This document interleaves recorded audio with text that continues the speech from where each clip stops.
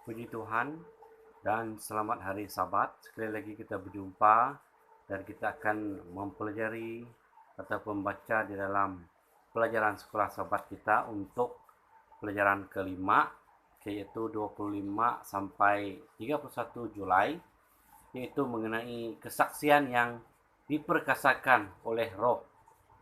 Saya baca dalam ayat hafalan. Dan ketika mereka sedang berdoa, goyanglah tempat mereka berkumpul itu, dan mereka semua penuh dengan Roh Kudus. Lalu mereka memberitakan firman Tuhan dengan berani. Ini ditulis di dalam Kisah Para Rasul 4 ayat 31. Jadi kita terus pergi ke pelajaran Sabat. Dituliskan di sini, apabila Yesus memerintahkan umat percaya awal itu, pergilah ke seluruh dunia, beritakanlah Injil. Ya, pasti kedengaran seperti satu misi yang mustahil. Ini ditulis dalam Markus 16 ayat 15. Bagaimana mungkin mereka boleh melaksanakan satu cabaran yang begitu besar? Mereka sangat sedikit. Semua mereka terhad. Kebanyakan mereka terdiri daripada orang biasa yang tidak berpelajaran tinggi. Namun mereka mempunyai Tuhan yang luar biasa yang akan memperkasakan mereka untuk melaksanakan misi mereka yang luar biasa. Jadi kalau kita lihat kalau sekarang, contohnya di dalam mencari pekerjaan, jadi adakah senang kita untuk mendapat pekerjaan kalau tanpa pendidikan? Tetapi kalau kita lihat di sini tadi, mereka walaupun tidak berpendidikan, tetapi mereka tidak takut memberitakan Injil ataupun memberitakan firman Tuhan. Jadi Yesus berfirman, tetapi kamu akan menerima kuasa kalau Roh Kudus turun ke atas kamu, dan kamu akan menjadi saksiku di Yerusalem dan di seluruh Yudea dan Samaria dan sampai ke hujung bumi. Ini tulis dalam Kisah pasal 1 ayat 8. Pemerkasaan oleh Roh Kudus memampukan mereka untuk mengungsikan mesej kayu salib dengan kuasa yang boleh merubah kehidupan dan mengubah dunia. Roh Kudus menjadikan kesaksian mereka berkesan. Hanya dalam beberapa dekad, Injil telah memberi impak kepada seluruh dunia. Kisah Para Rasul menyatakan bahwa umat percaya awal ini mengacaukan seluruh dunia. Ini tulis dalam Kisah 17 ayat 6. Rasul Paulus menambah bahwa Injil telah dikabarkan di seluruh alam di bawah langit. Ini tulis dalam Kolose 1 ayat 23. Dalam pelajaran minggu ini kita akan memberi perhatian khusus kepada peranan Roh Kudus dalam memperkasakan kesaksian kita untuk Kristus. Jadi janganlah kita takut, sebab firman Tuhan, sebab firman Tuhan akan memberi ketenangan, yang tidak takut akan sebarang cabaran. Jadi kita terus pergi ke pelajaran hari Ahad, yaitu Yesus dan Roh Kudus yang dijanjikan. Kita baca di dalam Yohanes 15 ayat 26 sampai 27 dan juga Yohanes 16 ayat 8. Apakah yang diberikan oleh ayat ini kepada kita tentang peranan Roh Kudus dalam bersaksi? Saya baca di pelajaran Sabat. Setelah menjanjikan Roh Kudus, Yesus dapat melegakan kerisauan murid-murid tentang pemergian dan kepulangannya ke syurga. Adalah lebih berguna bagi kamu jika aku pergi. Sebab jikalau aku tidak pergi, penghibur ataupun penolong itu tidak akan datang kepadamu. Tetapi jika aku pergi, aku akan mengutus dia kepadamu. Ini tulis dalam Yohanes 16 ayat 7. Kata Yunani kepada penolong adalah Parakletos, yang merujuk kepada seorang yang datang mendampingi dengan tujuan untuk menolong. Satu daripada tugas utama Roh Kudus adalah mendampingi semua umat percaya dengan tujuan memperkasa dan membimbing mereka dalam kegiatan-kegiatan bersaksi. Apabila kita bersaksi bagi Yesus, kita tidak sendirian. Roh Kudus ada di sisi kita untuk menuntun kita kepada pencari-pencari kebenaran yang tulus. Roh Kudus menyediakan hati mereka sebelum pun kita bertemu dengan mereka. Roh Kudus menuntun kata-kata kita, menanam keinsafan pada pikiran pencari kebenaran dan menguatkan mereka untuk memberi respon kepada bisikan-bisikannya. Dan Roh Kudus memberikan bukti atau bersaksi tentang Yesus. Matlamat utamanya adalah menuntun orang ramai kepada Yesus sebanyak mana yang mungkin. Misinya adalah memuliakan Yesus. Melalui peranan ini, dia meyakinkan semua umat percaya akan bertanggung jawab mereka untuk bersaksi. Dia membukakan mata kita untuk melihat peluang-peluang di antara orang-orang di sekeliling kita dan bekerja di ladang tabel untuk mewujudkan keterbukaan kepada kabar Injil. Injil Yohanes menyatakan ini dengan jelas. Dia menginsafkan dunia dengan dosa. Ini tulis dalam Yohanes 16 ayat 8. Dalam arti kata lain, dia bekerja di dalam hati untuk melahirkan suatu kesadaran mendalam betapa ia telah terpisah jauh dari Tuhan dan memerlukan pertobatan. Dia juga menginsafkan dunia, kebenaran. Roh Kudus bukan saja menunjukkan dosa, tetapi dia juga mengajar kita dalam kebenaran. Dia mengungkapkan keagungan kebenaran Yesus yang bertentangan dengan kekejian diri kita. Peranan Roh Kudus bukan semata-mata menunjukkan betapa jahatnya kita. Dia memperlihatkan betapa elok, betapa baik, betapa belas kasihan, dan betapa mengasihi Yesus itu, dan untuk membentuk kita menurut image-nya. Bersaksi adalah bekerjasama dengan Roh Kudus untuk memuliakan Yesus melalui kuasa Roh, dan di bawah tuntunannya kita memberi kesaksian tentang Kristus yang telah mengubah hidup kita. Dalam keinginan kita bekerja untuk jiwa-jiwa, mengapa kita harus sentiasa ingat bahwa kita tidak dapat membawa pertobatan, tetapi hanya Roh Kudus yang boleh. Sebab Roh Kuduslah pembimbing dalam kehidupan kita, sebab Roh Kuduslah yang menuju jalan ataupun yang menunjukkan jalan kepada kehidupan kita. Jadi haruslah kita sentiasa mencari Tuhan, yaitu melalui membaca Alkitab ataupun mempelajari ayat-ayat Tuhan, supaya firman Tuhan, supaya Roh Kudus itu bekerja dalam diri kita. Jadi kita terus pergi ke Isnin, yaitu gereja yang diperkasakan. Kita boleh lihat di dalam Kisah 2 ayat 41 dan 42, Kisah 4 ayat 4 dan juga 31, Kisah 5 ayat 14, Kisah 5 ayat 14 dan 42, dan Kisah 6 ayat 7 dan Kisah 16 ayat 5. Apakah benar-benar mengesankan tentang ayat-ayat ini? Apakah perkabaran yang Lukas, penulis buku Kisah Para Rasul, ingin mengungsikan dengan merekodkan pertumbuhan yang begitu cepat? Jadi apa yang kita ingin bincang dan apa yang kita lihat di sini, mari kita terus membaca, adalah tepat untuk memanggil kitab Kisah Para Rasul sebagai kisah Roh Kudus. Ia adalah kegiatan menyeronokkan dalam bersaksi, perkabaran Injil dan pertumbuhan gereja. Kisah Para Rasul adalah kisah tentang umat percaya yang telah ditabiskan, dipenuhkan dengan Roh Kudus, memberi impak kepada dunia bagi Kristus. Mereka bergantung sepenuhnya kepada Roh Kudus untuk mencapai hasil yang menakjubkan. Mereka menjadi contoh kepada apa yang Roh Kudus boleh capai melalui anggota lelaki dan perempuan yang telah dikhususkan sepenuhnya untuk dia. Dan juga tujuan Lukas menulis buku Kisah Para Rasul adalah untuk mengungsikan kepada para pembaca tentang pelayanan Roh Kudus pada zaman gereja awal.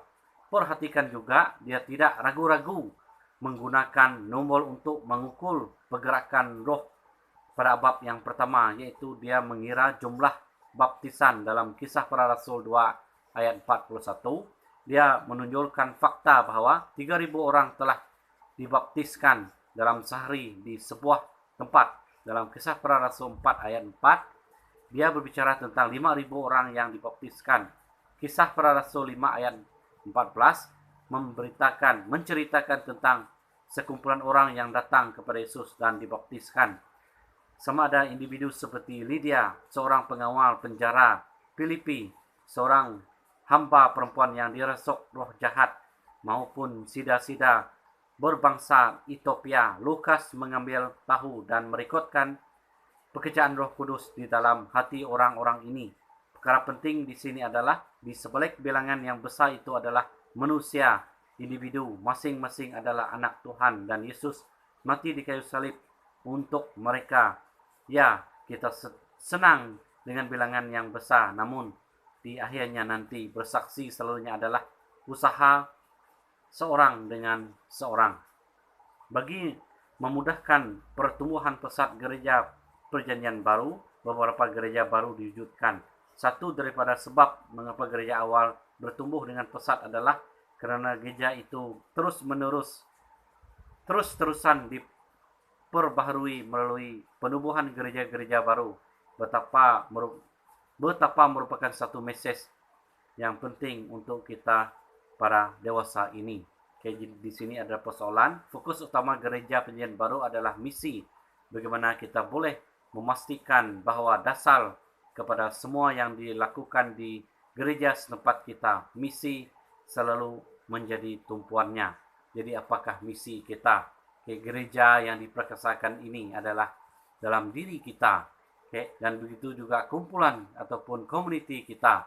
Jadi kalau kita lemah, kalau kita tidak bekerja, kalau kita malas, di dalam pekerjaan Tuhan, jadi bagaimanakah kita dapat memperkasakan gereja kita ataupun diri kita sebagai gereja?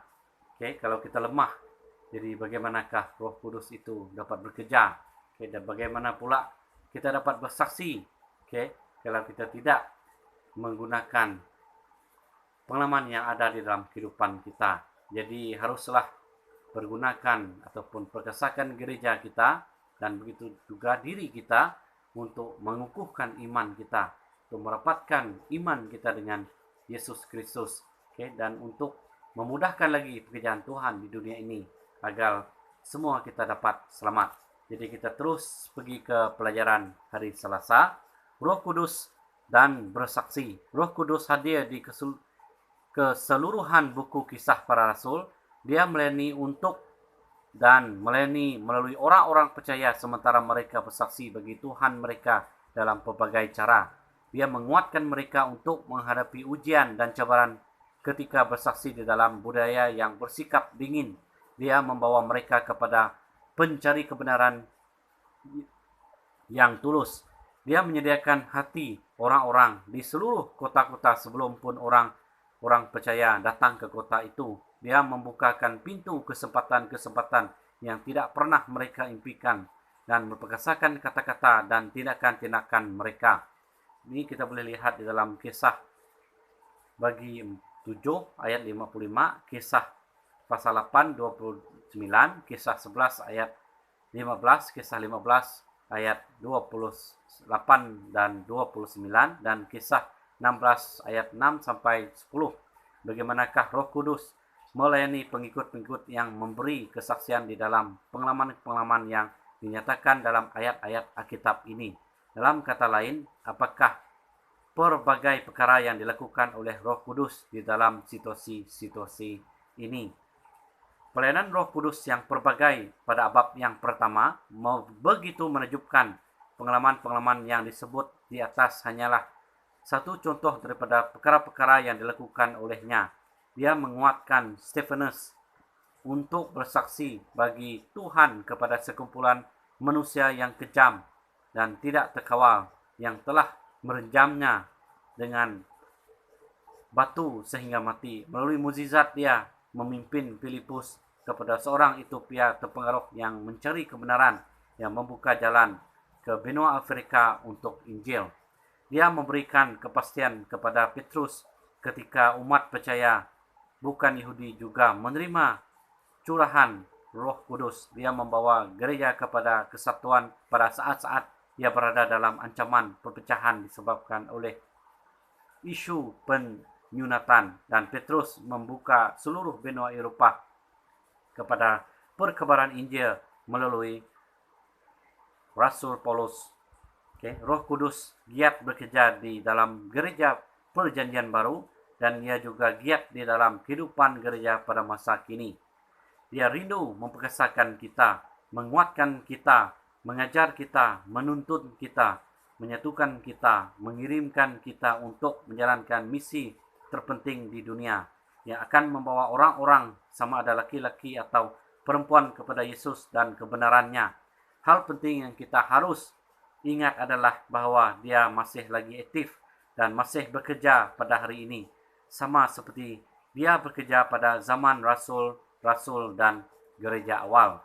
Dan di sini untuk hari Selasa kita juga ada persoalan, apa yang boleh kita lakukan dari hari ke hari untuk menjadikan diri kita lebih terbuka dan menerima kuasa Roh Kudus dalam kehidupan kita. Jadi bagaimana kita boleh terbuka? Jadi salah satunya jalan adalah hanya membaca Alkitab dan mempelajari firman Tuhan, dan juga bertobat di dalam perkara-perkara yang kita telah lakukan yang bertentangan dengan ajaran Tuhan. Dan kembalilah ke pangkal jalan.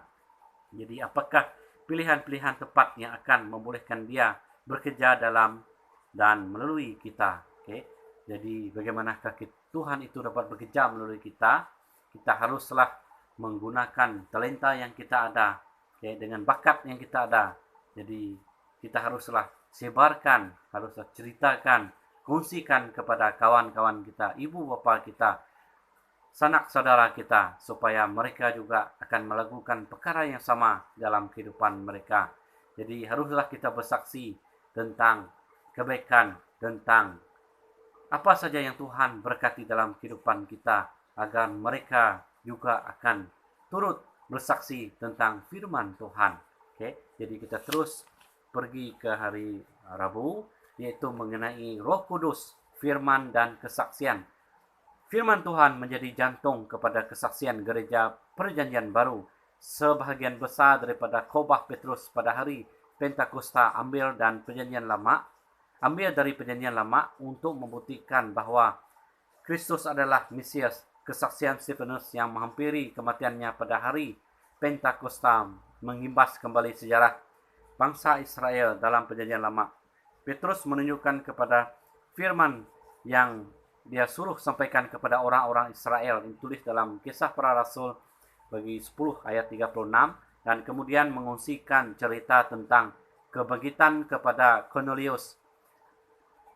Rasul Paulus berulang kali menunjuk kepada ramalan-ramalan penting Perjanjian Lama berkaitan dengan kedatangan Mesias, dan Filipus menerangkan dengan cermat kepada seorang berbangsa Ethiopia kepentingan ramalan berkaitan Mesias dalam Yesaya 53. Dalam setiap peristiwa ini, murid-murid memberitakan firman Tuhan, bukan perkataan mereka sendiri.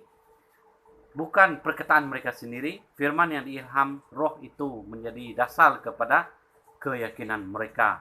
Ini kita boleh lihat dalam Kisah pasal 4 ayat 4 dan 31, dan Kisah 8 ayat 4, Kisah 13 ayat 48 dan 49, Kisah 17 ayat 2, Kisah 18 ayat 24, 25. Apakah yang diajarkan oleh ayat ini kepada kita tentang hubungan di antara Roh Kudus, firman Tuhan, dan kesaksian gereja Perjanjian Baru? Jadi Roh Kudus yang sama yang telah mengilhamkan firman Tuhan bekerja melalui firman untuk mengubah hidup. Terdapat kuasa yang mengubah kehidupan dalam firman Tuhan, karena melalui Roh yang merupakan firman Kristus yang hidup. Ini kita juga boleh baca dalam 2 Peter pasal 1 ayat 21 dan Ibrani pasal 4 ayat 12. Mengapakah firman Tuhan begitu berkuasa dalam mengubah hidup? Jadi tenaga kreatif yang memanggil dunia-dunia kepada kewujudan ada dalam firman Tuhan. Firman ini memberikan kuasa yang melahirkan hidup. Setiap perintah merupakan satu janji diterima oleh kehendak, diterima ke dalam jiwa yang membawa bersamanya hidup Dia yang tidak terbatas, yang mengubah alam dan mencipta semula jiwa dalam image Tuhan. Ini tulis dalam Ellen G. White, Education, muka surat 126. Sebab mengapa Alkitab mempunyai sedemikian kuasa yang boleh mengubah kehidupan adalah kerana Roh Kudus yang sama yang telah mengilham Alkitab pada mulanya, mengilhamkan dan mengubah kita sementara kita membacanya, sementara kita mengungsikan firman Tuhan kepada orang lain. Roh Kudus bekerja untuk mengubah kehidupan mereka melalui firman yang telah diilhamnya. Tuhan telah berjanji untuk memberkati firman-Nya, bukan kata-kata kita. Kuasa itu ada di dalam firman Tuhan dan bukannya spekulasi manusia. Jadi haruslah kita mempelajari firman Tuhan, sebab firman itu menghidupkan. Firman Tuhan itu menyelamatkan kita daripada dosa dan juga menyelamatkan kita dari segala kekacauan yang ada di dunia ini. Kita terus pergi ke Kamis, yaitu kuasa Roh Kudus yang mengubah kehidupan. Kita teruskan di pelajaran ke hari Kamis. Jadi penelitian yang mendalam terhadap buku Kisah Para Rasul mengungkapkan Tuhan melalui Roh-Nya yang melakukan mukjizat-mukjizat di dalam kehidupan manusia. Kisah Para Rasul memberikan suatu kajian kes tentang kemenangan Injil ke atas prejudis budaya, perubahan semua hidup, tabiat yang telah berakal dan mengajar manusia sejagat akan kasih karunia dan kebenaran Kristus. Roh Kudus bertemu dengan orang-orang di mana mereka berada, tetapi tidak meninggalkan mereka di sana. Di hadapan hadiratnya mereka diubah, kehidupan mereka diubah. Ini kita boleh baca sendiri di rumah, itu dalam Kisah Para Rasul 16 ayat 11 sampai 15 dan Kisah Para Rasul 23 sampai ayat 23 sampai 34 dan juga Kisah 17 ayat 33, 34 dan Kisah 18 ayat 8. Ini hanyalah beberapa daripada cerita pertobatan di dalam Alkitab. Apakah yang diajarkan oleh setiap peristiwa ini kepada kita tentang kuasa Tuhan dalam mengubah kehidupan berbagai orang dengan latar belakang yang berbeza. Betapa sekumpulan orang yang menakjubkan. Lydia adalah seorang ahli perniagaan berbangsa Yahudi yang kaya raya dan pengawal penjara di Filipi pula seorang penjawat awam golongan kelas pertengahan berbangsa Roma. Roh Kudus boleh menjangkau mereka, lingkungan masyarakat, kuasanya yang mengubah hidup menjangkau kedua-dua lelaki dan perempuan, miskin dan kaya, terpelajar dan tidak terpelajar. Dua watak terakhir dalam senarai kita sama-sama menakjubkan. Kisah Para Rasul 17 ayat 34 merujuk kepada kisah pertobatan Dionysius, anggota majelis Areopagus. Athena merupakan sebagian daripada majelis para hakim undang-undang yang membicarakan kes-kes mahkamah. Mereka terkemuka dan merupakan anggota-anggota masyarakat Yunani yang disegani. Melalui kuasa Roh Kudus, pelayanan Rasul Paulus menjangkau bahkan golongan masyarakat yang tinggi darjatnya. Crispus, kisah ini tulis dalam Kisah 18 ayat 8, adalah seorang pemimpin dalam sinagog Yahudi. Dia merupakan kepala ibadat yang sudah sebati dengan pemikiran perjanjian lama Yahudi, tetapi Roh Kudus masuk menembusi dan mengubah hidupnya.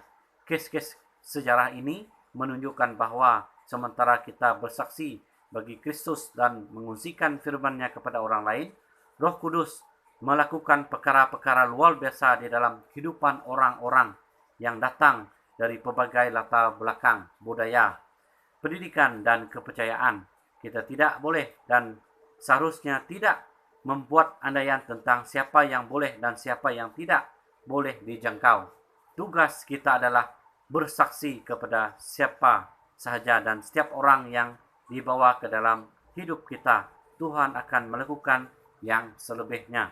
Kematian Kristus adalah universal, yaitu ia adalah untuk setiap manusia. Apa yang diajar oleh kebenaran yang penting ini kepada kita tentang bagaimana kita seharusnya tidak pernah membuat andaian bahwa terdapat sebagian yang berada di luar lingkungan keselamatan. Jadi kita haruslah kongsikan firman Tuhan kepada sesiapa saja. Gunakanlah kesaksian kita, gunakanlah pengalaman kita. Yang selebihnya Tuhan akan melakukan pekerjaannya. Sebab apabila seseorang itu mendengar cerita melalui pengalaman kita ataupun kesaksian kita, jadi Tuhan akan menyentuh hati mereka dan memberi kesedaran mereka agar mereka bertobat, dan mereka akan mengetahui firman Tuhan agar digunakan di dalam kehidupan mereka juga. Dan semoga Tuhan memberkati kita. Jadi ini saja untuk pelajaran sahabat kita pada minggu ini, yaitu mengenai kesaksian yang diperkasakan oleh Roh. Jadi bagaimana kita hendak menguatkan Roh, Roh Tuhan ataupun Roh Kudus. Jadi kita haruslah mempelajari Bible, mendengar firman-firman Tuhan dan mengungsikan agar ia dapat memperkasakan, yaitu melalui perkongsian kita dengan orang lain. Kita haruslah bersaksi, sebab bersaksi itu adalah sesuatu perkara yang benar-benar berlaku dalam kehidupan kita, agar ianya dapat menarik jiwa-jiwa yang kehausan tentang firman Tuhan di sana, yang di luar sana. Jadi semoga Tuhan memberkati kita semua. Amin.